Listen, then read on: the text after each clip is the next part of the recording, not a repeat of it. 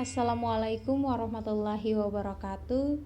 Puji syukur kepada Tuhan Yang Maha Kuasa, yaitu Allah Subhanahu wa taala. Salawat kepada baginda Rasulullah Nabi Muhammad sallallahu alaihi wasallam. Semoga maghfirah atas beliau, keluarga sampai kepada kita. Baiklah, terima kasih atas kesempatan yang diberikan pada perkuliahan malam hari ini.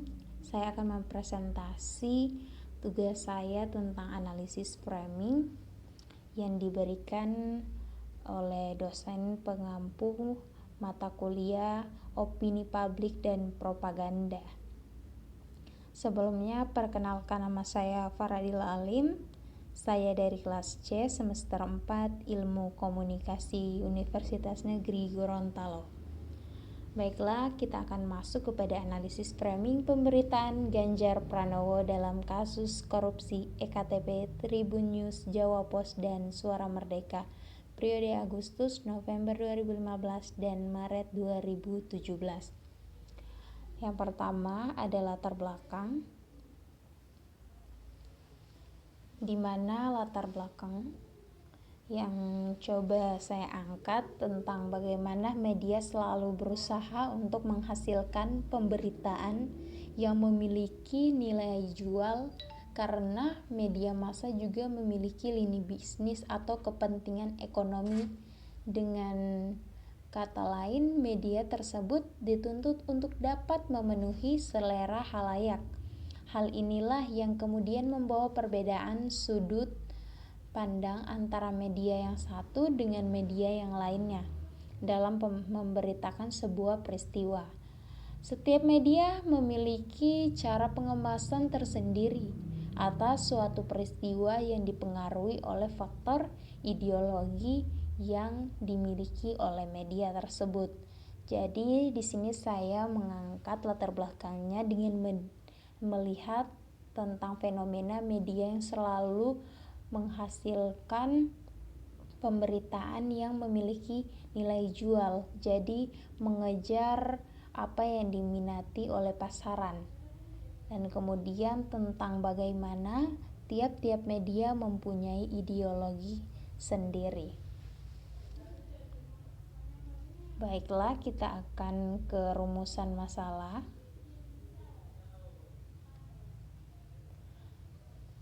Rumusan masalahnya itu tentang kebebasan pers saat ini yang mendorong media massa tidak hanya sekedar menghasilkan realitas berita ke hadapan pembacanya, melainkan juga menyertakan sejumlah penilaian atas fakta berita yang dikonstruksikan ke dalam suatu kemasan berita tertentu. Seringkali kita jumpai ketika menghadapi masalah yang berkaitan dengan isu-isu sensasional, media menggiring persepsi masyarakat melalui berita yang ditampilkannya. Bahasa-bahasa bermakna tertentu yang dipakai mampu mengarahkan bagaimana pemikiran atau gaya pikir masyarakat dalam menyikapi persoalan tersebut. Di sini melalui framing beberapa media ini kita akan melihat keberpihakan media pada figur Ganjar Pranowo sebelum dan sesudah ia terjerat kasus korupsi EKTP ini. Jadi kita akan melihat perbandingannya. Nah, kemudian itu kita selanjutnya ke teori ya. Di teori itu ada yang saya angkat, yaitu teori rekonstruksi sosial, di mana istilah konstruksi sosial atas realitas yang menjadi sangat terkenal itu sejak diperkenalkan oleh Peter Libirigi dan Thomas Luckmann. Realitas sosial adalah pengetahuan yang bersifat keseharian yang hidup dan berkembang di masyarakat, seperti konsep kesadaran umum, wacana publik sebagai hasil konstruksi sosial itu tersebut.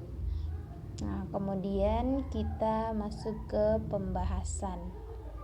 Nah, di pembahasan sendiri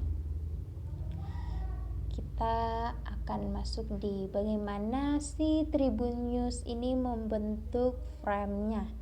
Nah, Tribun News memakai fakta yang terjadi pada Ganjar Pranowo tentang pemberitaan sebelum dan sesudah dugaan kasus korupsi EKTP. Hasil dari analisis framing pada pemberitaan Tribun itu adanya perubahan sikap dari yang memihak pada Ganjar sampai menyudutkan Ganjar sebagai penerima suap EKTP.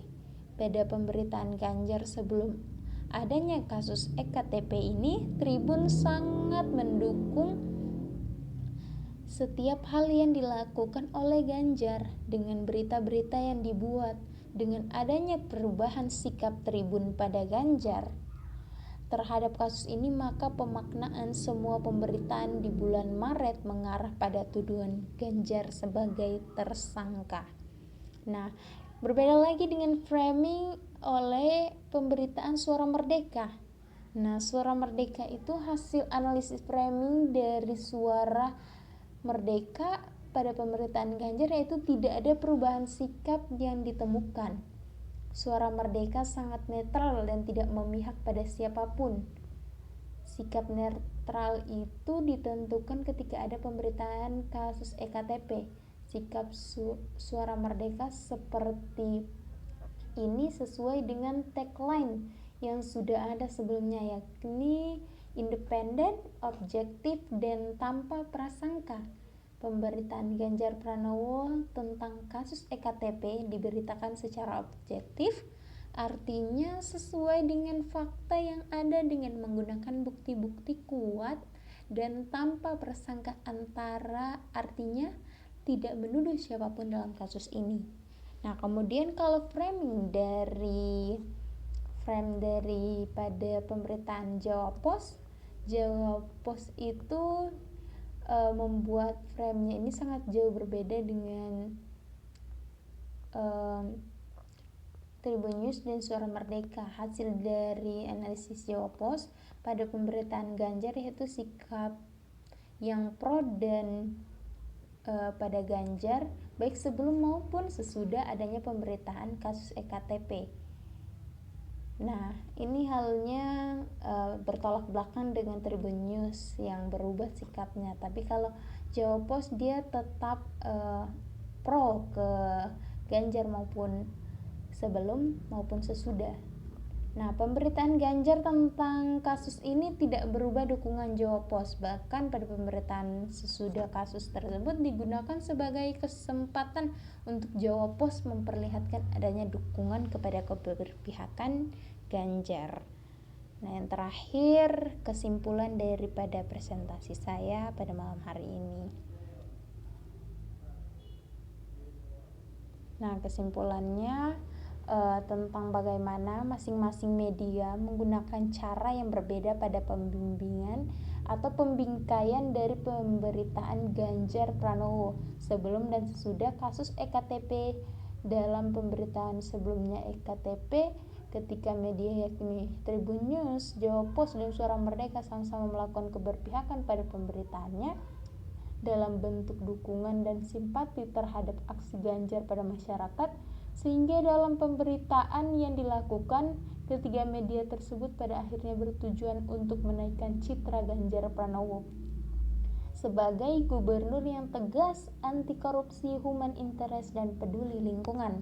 Namun setelah adanya pemberitaan kasus EKTP tersebut, ketiga media yakni Tribun News, Jawa Pos, dan Suara Merdeka memiliki perbedaan sudut pandang dalam menyikapi Ganjar Pranowo dalam kasus EKTP.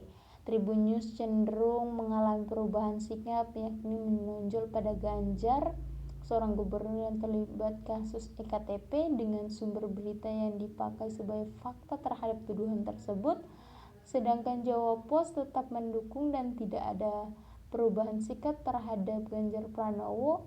Dalam kasus ini, Jawa Pos tetap konsisten memberikan penilaian yang baik pada Ganjar dengan sumber berita dari tokoh lain yang berpengaruh memberikan dukungan positif pada Ganjar Pranowo. Sedangkan pada Suara Merdeka merupakan pada Ganjar Pranowo, sedangkan pada Suara Merdeka media yang netral dan tidak berpihak pada Ganjar Pranowo baik pada pemberitaan kasus EKTP tersebut. Baiklah, itulah presentasi dari saya. Terima kasih. Assalamualaikum warahmatullahi wabarakatuh. Semoga bermanfaat ya teman-teman.